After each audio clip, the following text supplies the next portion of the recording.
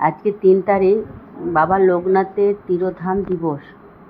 তো এই যে এখানে পুজো টুজো হয়েছে, এই ঘরটাতে প্রত্যেকবারই পুজো হয়, তো এবারও হয়েছে।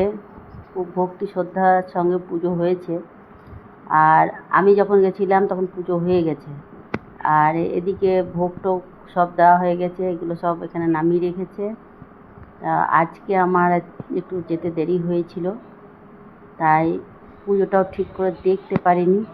যাই হোক, প্রণাম করলাম।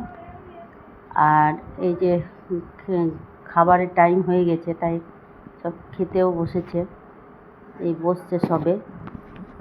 আর এখানে এটা একটা আমার দাদা বৌদির বাড়ি। এই যে দাদা দাঁড়িয়ে আছে, সেখানে আজকে আমাদের নেমন্তন্ন ছিল, তো আমরা সবাই চলে গেছিলাম। এই জায়গাতে রান্না টান্না হয়েছে, আমরাও এখানে ভোগ খেয়েছি। তা এখানে সবাই একটু গল্প টল্প করছিলাম, তারপরে এখানেই শেষ করছি।